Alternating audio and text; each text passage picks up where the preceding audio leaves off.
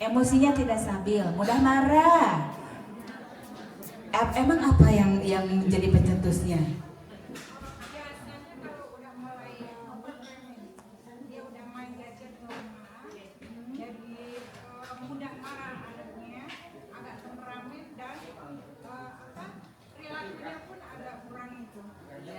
Sama nggak dengan zaman dulu kita?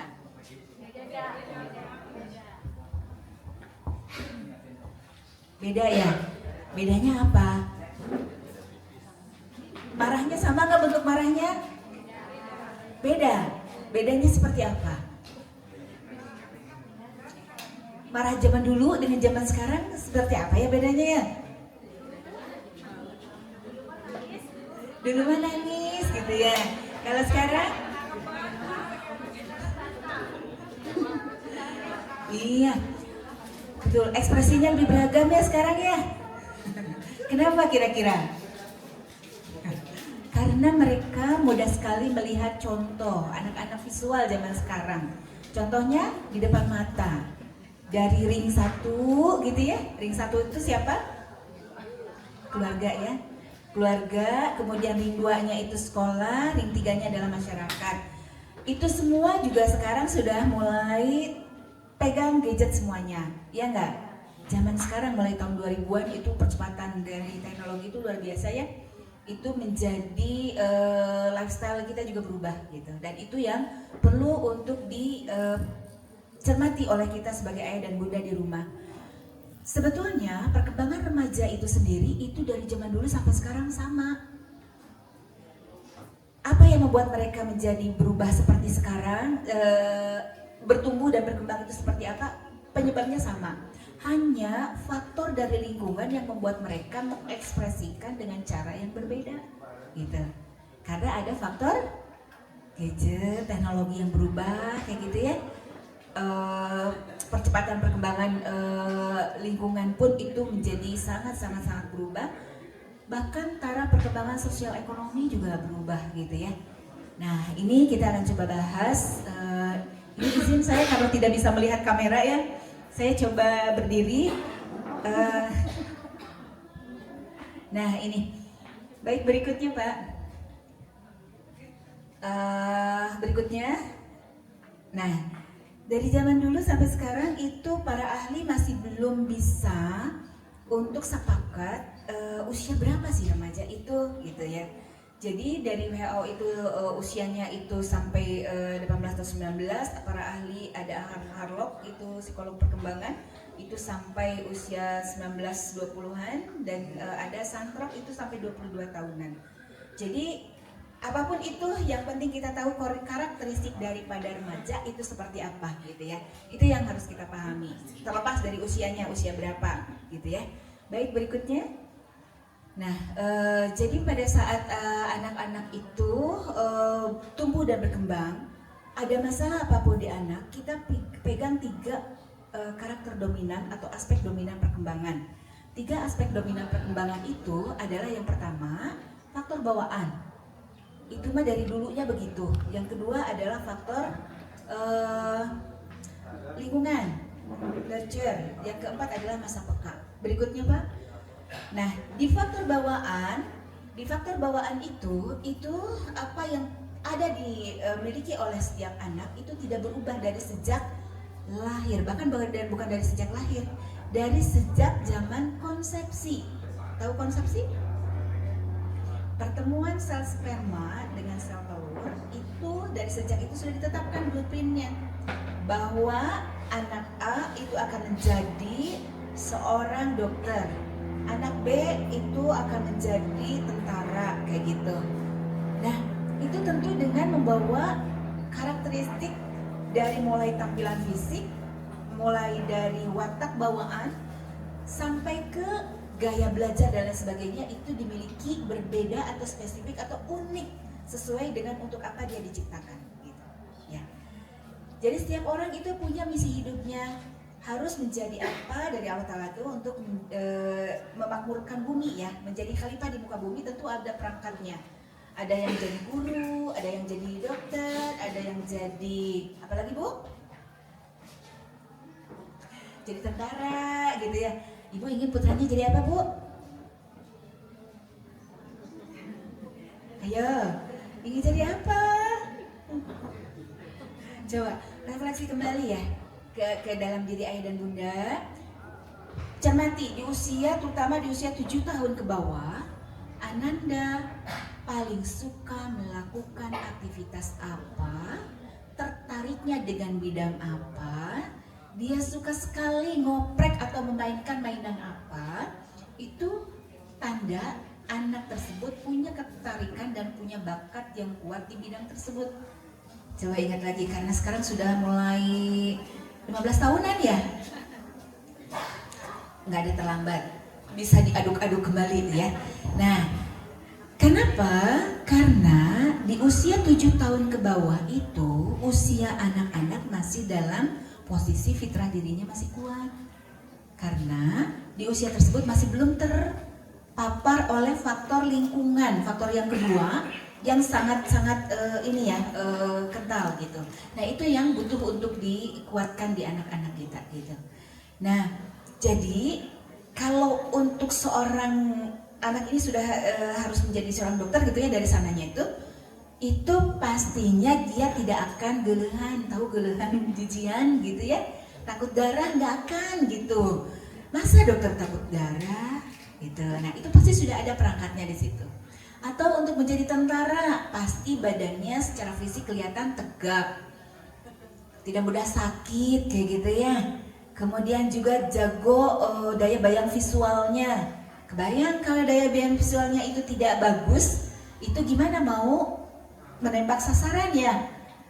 Nanti yang jadi melenceng terus arahnya gitu. Nah, ini yang semua harus kita kenali kembali. Dan nanti ada faktor yang ketiga, masa peka. Masa peka itu adalah masa di mana seorang anak itu matang untuk semua aspek perkembangannya tersebut gitu.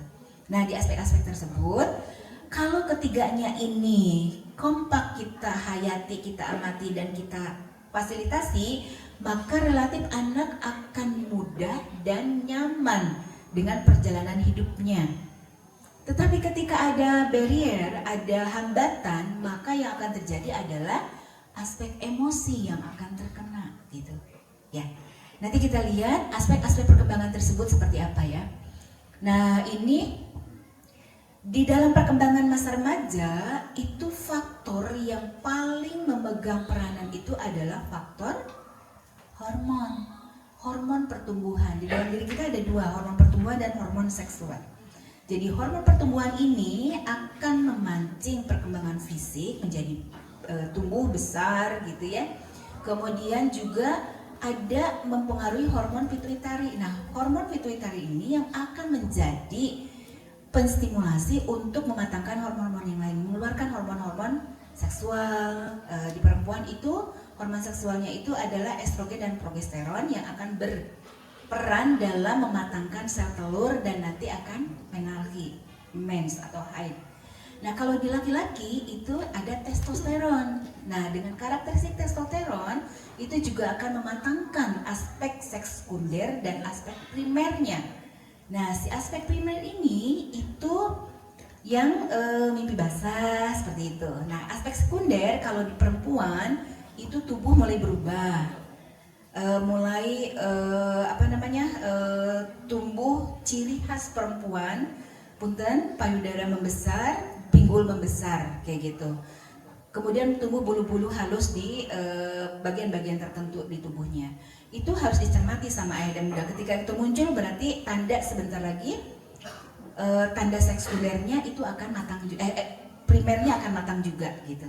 Nah, di laki-laki itu juga sama, jakun mulai tumbuh kayak gitu ya, badan mulai tegap kayak gitu. Kemudian juga suara berubah, tumbuh bulu-bulu halus juga kayak gitu. Nah, itu juga bagian dari yang harus diamati oleh ayah dan bunda gitu ya. Nah, ini juga harus disampaikan agar mereka itu agar pertumbuhan dan perkembangan di usia pubertas ini itu tidak menjadi variabel tambahan ketika mereka menghadapi masalah dalam kehidupan mereka, karena si hormon tersebut itu mempengaruhi fluktuasi emosi di saat-saat tertentu, terutama di perempuan ketika menjelang PMS itu yang terjadi itu tiba-tiba aja nggak tahu, sebel banget, tiba-tiba aja pengen diem aja gitu, tiba-tiba pengen marah-marah, tiba-tiba pengen yang asem-asem, yang pedas-pedas kayak gitu. Nah kalau sudah tanda begitu berarti ada kemungkinan si hormonnya tersebut itu sudah mulai matang kayak gitu ya. Nah itu kemudian yang terjadi itu kalau di laki-laki testosteron itu memberikan pengaruh menjadi sangat pemberani kayak gitu, maka senang sekali dengan berbagai tantangan. Makanya kenapa tawuran terjadi di usia remaja, karena ada pengaruh dari hal tersebut. Nah ini peran dari ayah bunda yang untuk mengcover semuanya agar anak-anak itu tahu dan paham kenapa dirinya berubah, ada apa terjadi pada tubuhku sehingga kenapa aku tiba-tiba merasakan A, merasakan B, dan itu tidak nyaman gitu ya. Nah jadi dari perkembangan tubuhnya hormonal yang cepat tersebut itu akan membuat anak-anak itu menjadi tidak paham bagaimana mengontrol energinya. Jadi kalau yang dulu itu menutupkan pintu itu hanya sekedar seret itu enakan gitu ya, suaranya tidak keras, tapi kalau di usia remaja, pubertas terutama, rasanya nutupnya sama kayak gitu, tapi tiba-tiba suaranya jeder gitu. Dan ibu kaget langsung teriak, "Kakak, ngapain? Jangan marah-marah sama pintu." Lalu marahnya sama siapa? Itu sebetulnya bukan sedang marah, tapi mereka sendiri terkaget-kaget juga dengan reaksi dari suara pintu, kenapa sekeras itu ya gitu. Ditambah dengan suara teriakan dari ayah dan bunda, itu malah menambah dramatis emosinya, betul kayak gitu ya. Jadi itu yang perlu untuk dipahami. Ketika terjadi sesuatu di usia remaja, di putra-putri kita yang masa remaja ini, yang terjadi adalah ayah dan bunda coba keep dulu, jangan dulu bereaksi, dilihat dulu kenapa kak gitu. Ketika lagi terkaget-kaget dengan suara jeleder pintu yang dia tutup, lalu mendengar suara ayah dan bundanya dengan suara yang kalem, maka akan reda kekagetannya.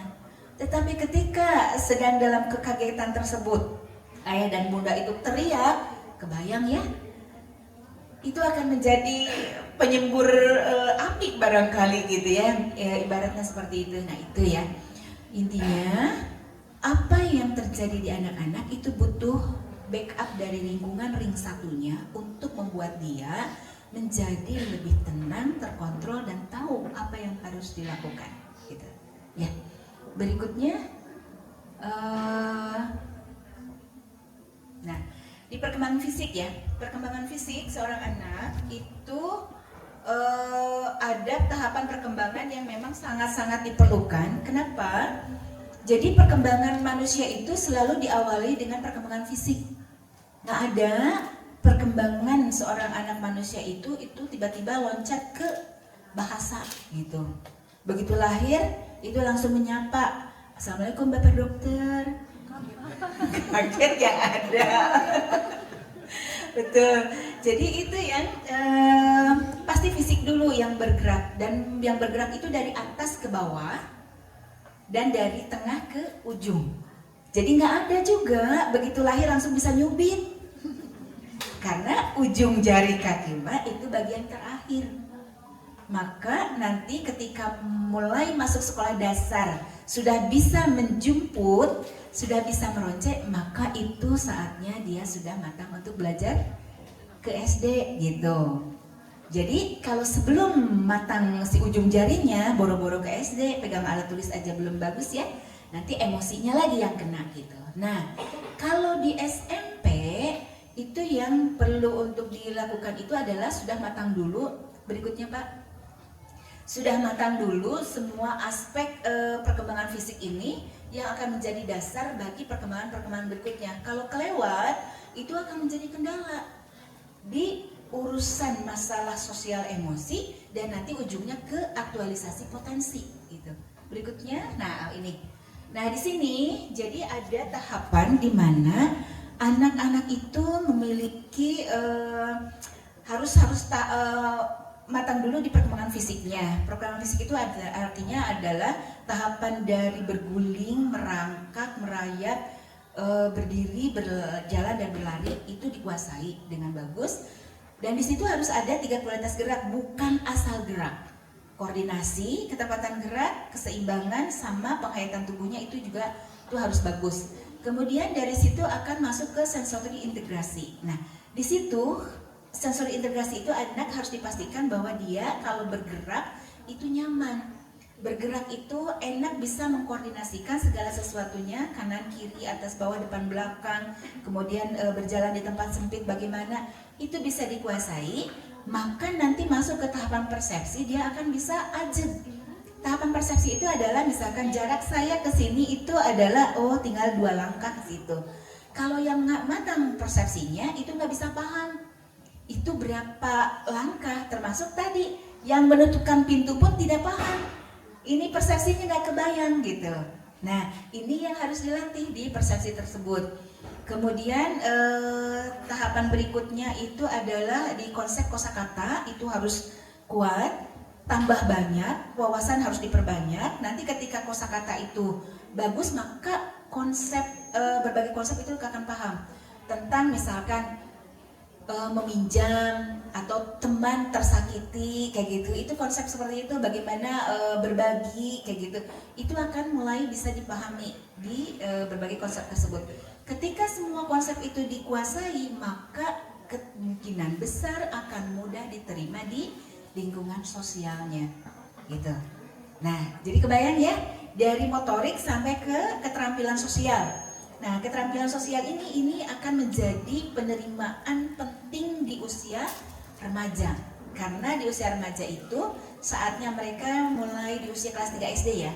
Mereka sudah mulai tertarik untuk interaksi sosial. Jadi kalau misalkan ada anak itu menyendiri di usia kelas 3 SD mulainya, apalagi nanti kalau sudah di SMP, tahapan usia belasan tahun pubertas, itu wajib ayah dan bunda pasang mata, pasang telinga, ada apa di mereka. Ya, karena normalnya mereka itu senang abring-abringan, senang atau sudah punya geng. Ya, 2-3 orang kayak gitu ngumpul, uplek tiluan gitu. Ada yang mau masuk nggak bisa, kamu nggak bisa gitu ya. Nah, jadi ketika ada satu anak itu, tapi memang si kelompok geng ini tuh nggak bisa ada pendaftaran. Semua itu adalah berdasarkan kecocokan. Misalkan si A aku mau daftar dong sama geng kamu, nggak bisa, tapi harus diajak. A, ayo ikutan aku gitu, ikutan geng aku kemana gitu, itu wajib begitu gitu. Nah, kemudian mereka itu seringkali punya ciri khas atau tanda-tanda tertentu, misalkan tempat persembunyian atau markas, punya kode rahasia kayak gitu ya. Itu tuh menarik buat mereka gitu. Jangan dimarahi ya bunda kalau mereka sudah seperti itu. Justru alhamdulillah anakku normal. Hanya tinggal dipastikan mereka aktivitasnya itu positif atau tidak. Nah, ini juga bagian dari perkembangan sosial emosi. Positif atau tidak itu tergantung dari lingkungan bagaimana mengarahkannya. Kalau lingkungan itu tidak ada yang menjadi panutan, tidak ada yang menjadi yang mengarahkan, ya seketemunya. Kalau ketemunya yang remaja masjid, ikutan remaja masjid. Tapi kalau ketemunya geng motor, naudzubillah, bisa ikutan karena dia merasa dihargai di situ. Itu yang terpenting. Aku merasa dihargai. Ya. Nah, itu. Jadi bagaimana menghargai remaja itu punya teknik tersendiri yang perlu untuk kita telusuri ya. Si remaja ini butuh apa? Itu sebetulnya bisa flashback ke kita sendiri dulu saat usia remaja ini diapakan gitu. Ya. Baik, berikutnya. Nah, ini di tahapan pubertas ya. Pubertas itu berawal dari usia 7 atau 8 tahun itu di perempuan. dan laki-laki itu di 9 tahunan itu awal mulai terjadi kematangan. Sebentar, saya melihat kepayaan ya. Nah ini jadi mereka mulai diproduksi hormon reproduksi tadi gitu ya, kemudian masuk ke perkembangan fisik. Lonjakan fisik itu terjadi di usia 12 tahunan, masuk ke pertengahan pubertas itu. Jadi pubertas itu sebetulnya dimulai dari sejak usia kelas 2-3 SD-an ya. Apalagi kalau sekarang itu dengan perkembangan gizi yang lebih bagus, itu bisa lebih cepat lagi sebetulnya gitu. Bahkan ada yang usia 8 tahun itu anak perempuan sudah menarki gitu. Ternyata setelah ditelusuri, mereka banyak mengkonsumsi makanan-makanan yang potensial produksi tinggi hormon gitu. Kayak ayam broiler kayak gitu ya, terutama di bagian-bagian tertentunya itu bagian yang bisa memicu perkembangan dari hormonal anak-anak bisa lebih cepat gitu. Kemudian puncaknya itu adalah perempuan itu di 13 tahun, anak laki-laki di 14 tahun, di mana mereka yang tadi menarki dan mimpi basah. Kemudian yang terakhir itu adalah di perkembangan fisiknya itu di 15 tahunan itu terjadi loncatan perkembangan fisik itu menjadi sangat-sangat cepat, dan disitulah mereka mulai dianggap sebagai pembuat onar buat diri dan lingkungannya gitu. Tapi sebetulnya niat mereka bukan membuat onar, karena mereka tidak paham aja dan tidak dipahami oleh lingkungan gitu. Jadi mulai dari sekarang ayah dan bunda siap untuk memahami mereka? Siap ya, mudah-mudahan. Ya, semoga dengan siap itu akan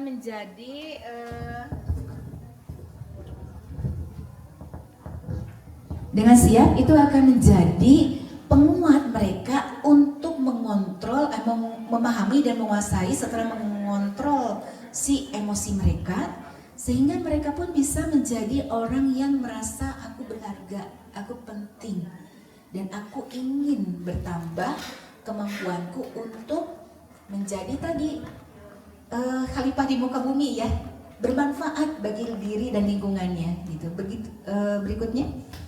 Nah, untuk bisa bermanfaat untuk diri dan lingkungannya, memang ada tahapan yang lainnya, kemampuan berpikir. Jadi kemampuan berpikir ini itu ada di tahapan formal operasional, di mana mereka sudah bisa berpikir abstrak, tidak usah ada contoh konkret.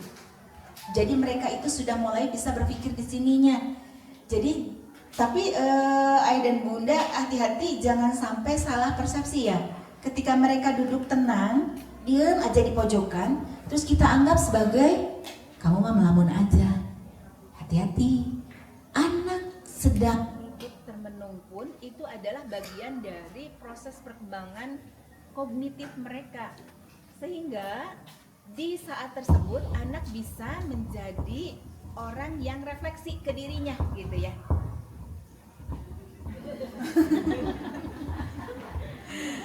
Iya. Jadi anak bisa refleksi ke dirinya. Pernah nggak ayah dan bunda melihat anak kita itu sedang tiba-tiba bengong aja gitu, diam lama gitu? Jangan dikagetin. Hanya memang kasih ruang dulu gitu ya, berapa saat kayak gitu. Jadi tapi jangan sampai dari pagi sampai sore begitu terus ya. Hati-hati kalau seperti itu gitu. Hanya beberapa menit atau mungkin jam saja anak-anak itu butuh untuk merenung tersebut. Dan itu pentingnya untuk apa? Menghidupkan hati nurani. Karena mereka akan mulai bertanya, tadi kenapa ya? Harusnya kalau dalam kondisi begitu saya harusnya bisanya begini. Kalau begini, coba kalau tadi begitu. Itu mungkin akan jadi lebih baik. Hal itu yang akan menjadi ajang atau tempat untuk dialog dia dengan hati nuraninya. Tapi kalau kita batasi, kamu teh jangan melamun aja, itu bantuin ibu. Tuh ibu di kerjaan di dapur banyak banget kayak gitu. Itu akan membuat dia menjadi tidak punya waktu dan kesempatan untuk dialog tersebut. Itu nanti hati nuraninya tidak akan terdengar sama dia. Semuanya sibuk aja setiap hari itu ngerjain ini sampai ini gitu. Ya. Lalu kapan ayah dan bunda bisa meminta tolong ke dia? Sampaikan saja bahwa ayah dan bunda itu punya pekerjaan setiap hari itu A sampai D gitu. Kira-kira kakak bisa bantu yang mana? Nah gitu. Jadi ada komitmen. Nah, oke aku pegang yang D gitu. Misalkan dia mau nyapu setiap pagi gitu. Setiap pagi ataupun tapi ternyata setiap pas pagi hari dia lewat kayak gitu. Jadi kakak maunya kapan? Atau kakak bisanya kapan hari ini untuk nyapu gitu. Jadi bukan lantas dituduh. Biasanya kan yang terjadi itu adalah kamu tuh ya kalau sudah janji gak pernah ditepati. Kamu tuh bohong aja. Kamu tuh males banget sih gitu. Itu label-label itu kalau setiap hari terdengar di dalam telinga mereka, ke dalam diri mereka, itu nanti diinput ke dalam diri mereka bahwa ya sudah, aku males aja. Ya sudah, aku bohong aja gitu. Padahal sebetulnya awalnya nggak begitu. Karena tadi ada buatan dari emosi tadi, butuh merenung dulu, butuh diam dulu gitu. Tapi dipastikan merenungnya itu jelas, matanya jangan kosong ya. Karena kalau kosong beda lagi urusannya. Ya, nah itu jadi itulah pentingnya observasi dan pendampingan dari ayah dan bunda di setiap hari gitu. Oke. Baik, jadi ini akan menjadi landasan untuk berpikir dan mencerna berbagai pengetahuan, logika-logika apa sebab akibat itu akan dimaknai oleh tahapan perkembangan di usia ini. Ini sudah mumpuni gitu. Jadi kasih kepercayaan pada mereka. Jangan terlalu didikte. Nah, nggak boleh pakai yang itu.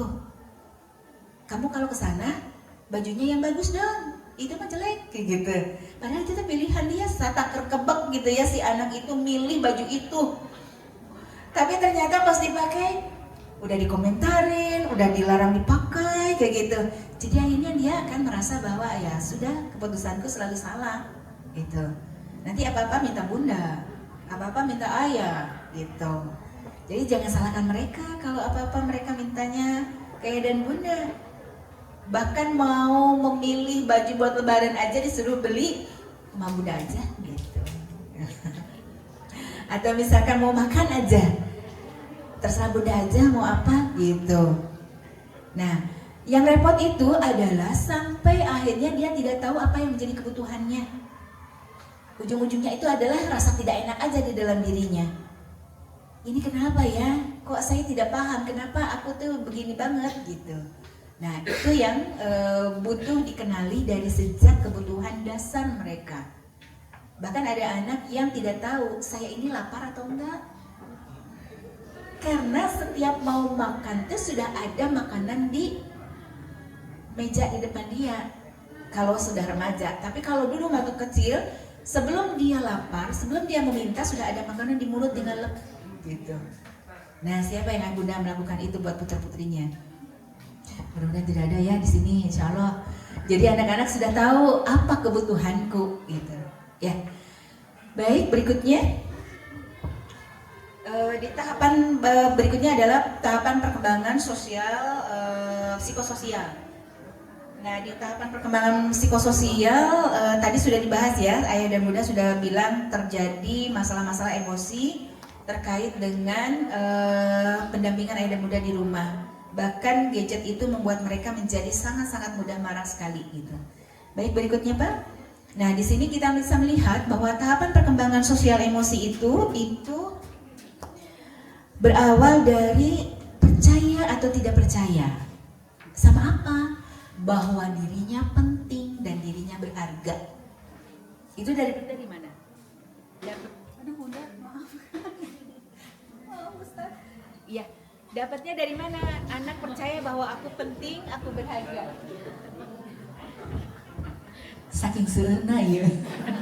Iya. Iya. Jadi pada saat anak itu lahir, itu usia 0 bulan sampai 18 bulan, itu saatnya membangun kepercayaan diri dia. Aku penting, aku berharga. Ayah dan ibuku ada untukku, kayak gitu. Mereka mengujinya dari mana? Dari interaksi dia dengan figur ibu. Figur ibu ya, bukan ibu. Siapa yang memerankan ibu? Bisa ayah yang memerankan ibu. Gitu. Artinya apa? Kehangatan, perhatian, kayak gitu, pertolongan, itu dia dapatkan dari figur ibu tersebut gitu. Ya. Nah ini kalau bayi itu kalau butuh sesuatu mereka mengungkapkannya dengan cara apa? Nangis, betul. Nangis bayi pernah membedakan nggak? Ada nangis yang lapar, nangis karena digigit serangga, nangis karena basah. Itu kalau ayah dan bunda itu peka, itu beda nangisnya. Ya, nanti cek lagi sama siapa ya? Iya, mau nambah satu lagi ayah bunda? Sekian dan terima kasih ya. Iya, lihat aja di sekeliling kita coba observasi, itu bayi menangis itu ada bahasa komunikasi atau disampaikan sama dia bahwa bunda aku lapar atau ayah aku basah pipis ingin dibantu gitu, itu ada. Nah, si respon dari lingkungan itu yang akan membuat anak percaya bahwa aku penting dan berharga itu dari responnya itu segera, responnya itu ditunda, atau responnya itu responsif gitu. Responsif itu jadi gini, ada 3 ibu gitu ya. 3 ibu, yang pertama itu kalau bayinya nangis itu langsung lari ke si bayi. Ada apa? Ada apa? Kenapa nangis gitu? Dicek dari ujung rambut sampai ujung kakinya. Oh, pipis. Sebentar bunda ganti ya gitu. Ya.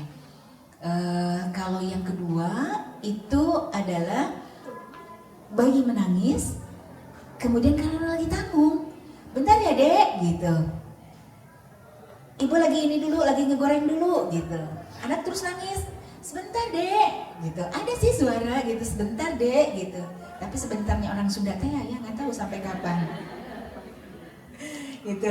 Jadi akhirnya sampai 1 baskom itu ikan matang baru dia temui si adik gitu. Tapi ternyata si adik sudah tidur lagi gitu karena sudah kecapean.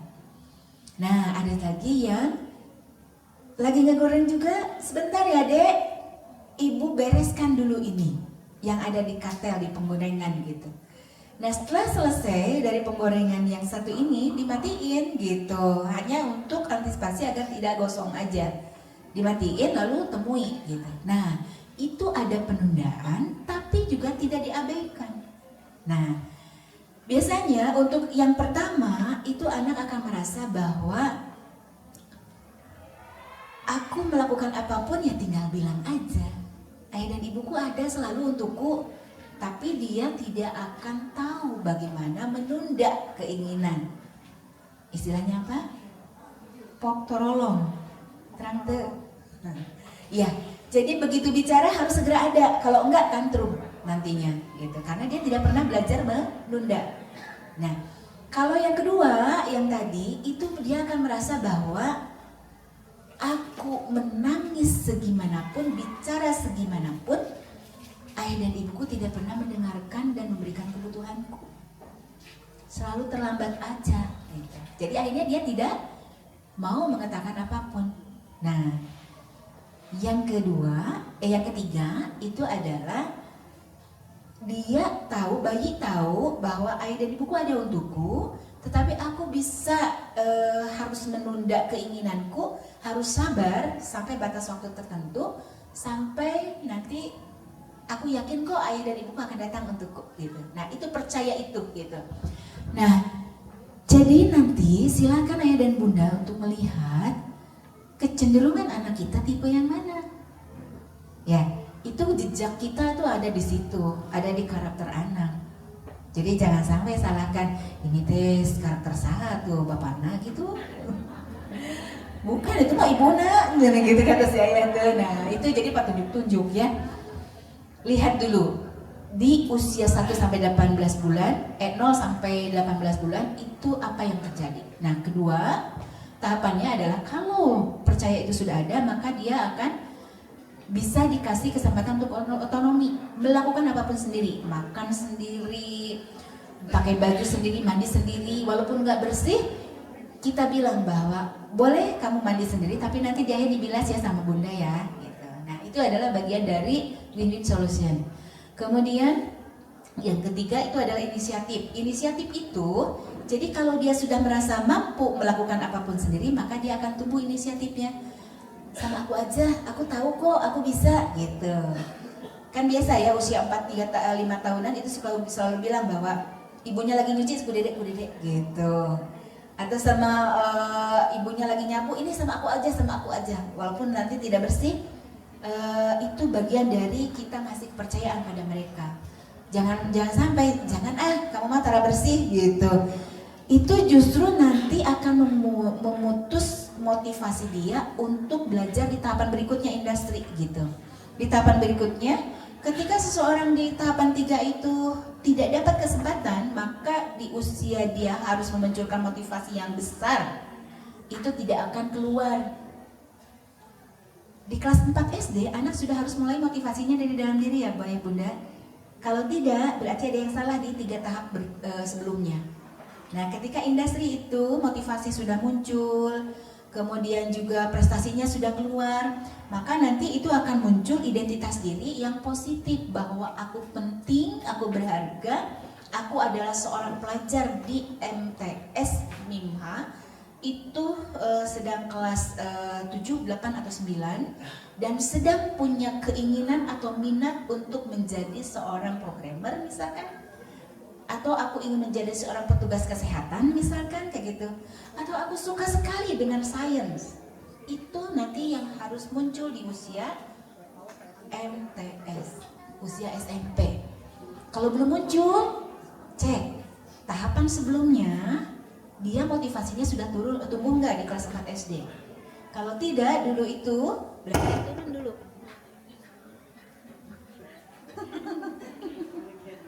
Berarti turun lagi ke tahapan sebelumnya, inisiatif. Iya, kenapa secepat itu? Iya. Jadi nanti dari industri, dari motivasi tidak ada, maka turun ke tahapan inisiatif. Inisiatifnya kalau melakukan sesuatu ada nggak? Atau harus selalu disuruh? Belajar harus disuruh. Kalau iya masih begitu, berarti turun lagi ke tahapan otonomi. Kita ngasih kepercayaan nggak buat mereka untuk melakukan apapun sendiri tanpa kritikan yang menghambat mereka. Nah, kadang-kadang kita suka gergetan ya. Kenapa sih lakukannya kayak gitu? Tuh kan, kamu masalah aja gitu. Nah itu tuh kata-kata sakti untuk menurunkan harga diri dan percayaan diri. Itu simpan ya Bunda, mulai dari sekarang di sangkuan, itu kata tuh kan tuh. Nah, kalau di otonomi masih belum muncul, maka turun lagi ke tahapan trust, mistrust. PR-nya ada di situ. Walaupun anak kita sudah usia 15 tahun sekalipun, atau mungkin kita yang sudah dewasa, ternyata kita masih belum punya motivasi yang tinggi untuk mencapai prestasi, tanyakan ke dalam diri, tahapan mana kita miss-nya. Nah, lalu kalau sudah ketemu tuh, ternyata PR-nya ada di tahapan 1. Silakan didiskusikan kembali bahwa yang dibutuhkan adalah pengakuan bahwa aku penting, aku berharga. Gitu. Nah, kalau tahapan ini terlewati dengan baik, konsep diri bagus, maka emosi pun itu tidak akan meradang kemana-mana. Senang, bahagia saja dengan hidupku gitu. Walaupun temanku itu punya atau ke sekolah naik mobil, aku jalan kaki, dia tetap bahagia karena aku tahu aku penting, aku berharga. Itu tahu positif dan negatif dirinya dan tahu bagaimana mengantisipasi kelemahannya gitu. Ya. Dari tahapan ini, psikososial ini, dan juga nanti aktualisasi dari perkembangan kognitifnya itu akan optimal. Jadi kalau dia punya potensi kecerdasan yang tinggi, bawaannya tinggi, maka dia harus keluar menjadi orang yang punya prestasi tinggi di bidangnya, gitu.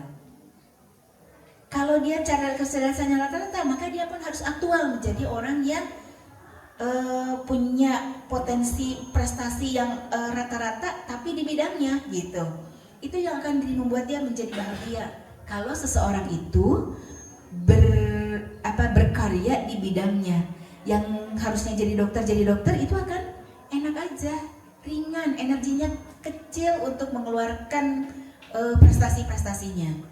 Beda misalkan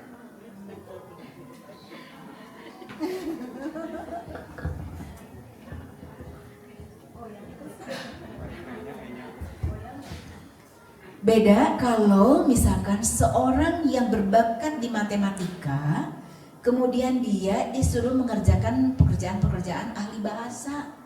Kira-kira apa yang terjadi? Iya, yang ada itu adalah aku seumur hidup, aku akan merasa sebagai orang yang tidak mampu.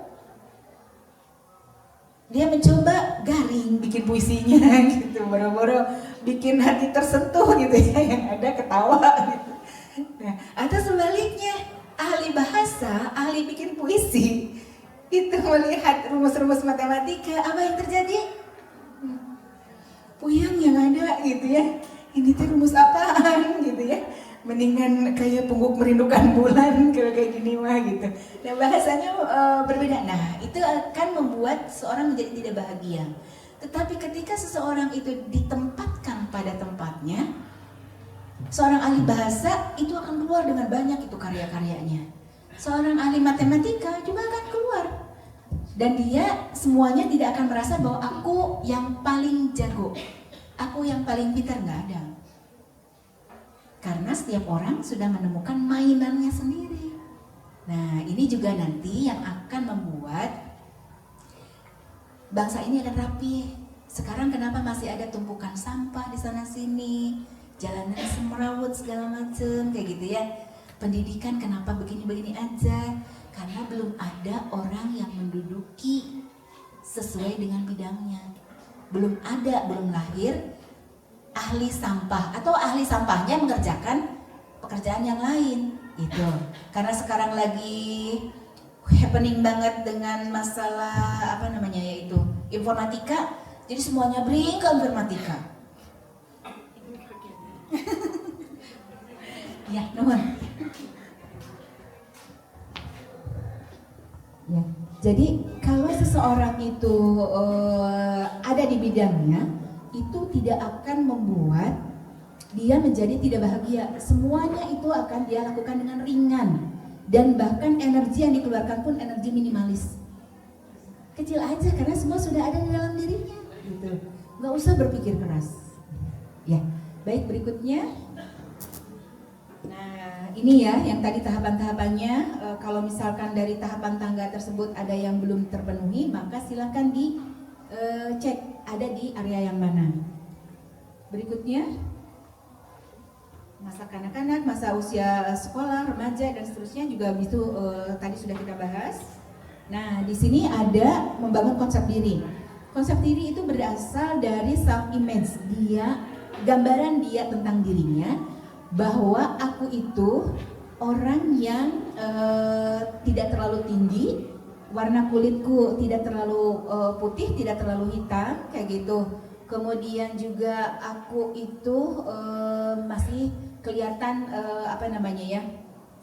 enak dipandang, misalkan kayak gitu. Itu adalah self image, gambaran dia tentang dirinya gitu. Ini tuh akan membuat seseorang itu menjadi dia melihat dirinya sesuai dengan cermin yang dia lihat gitu. Kemudian ada self expectation, itu adalah self ideal selfnya, bahwa sebetulnya menjadi seorang remaja itu harus yang tinggi, putih, langsing kayak orang-orang atau idola dari Korea misalkan kayak gitu. Nah, kalau itu yang terjadi dibandingkan dengan self image-nya, maka yang akan terjadi itu adalah pada saat self evaluation, mengevaluasi diri, itu akan merasa bahwa dirinya tidak berharga. Ya enggak? Karena jauh ya antara ideal self dengan gambaran diri. Diri yang ideal dengan diri yang ini jauh banget gitu. Jadi akhirnya membuat dia menjadi tidak pede. Tetapi ketika ideal self dengan gambaran dirinya itu adalah hampir sama, maka dia akan menjadi orang yang bahagia. Nah, tugas kita adalah mengawal bagaimana anak-anak kita menjadi orang yang bahagia itu adalah agar si mimpinya itu tidak jauh-jauh gitu, cukup sesuai dengan apa yang ada di dalam dirinya. Dan itu akan dia miliki kalau tadi tahapan psikososialnya ajeg. Ya, jadi apapun itu ke dirinya, bagus ya rambutku, bagus ya warna kulitku, pakai warna A itu pas banget, tapi kalau warna B memang tidak gitu. Nah itu yang perlu untuk dikuasai di anak-anak kita gitu. Jangan malah melihatnya jauh ke idola dari biduan dari mana, misalkan kayak gitu ya, artis dari mana kayak gitu. Nah itu yang akan membuat malah jadi jauh si bahagianya dari diri anak-anak kita. Baik, berikutnya.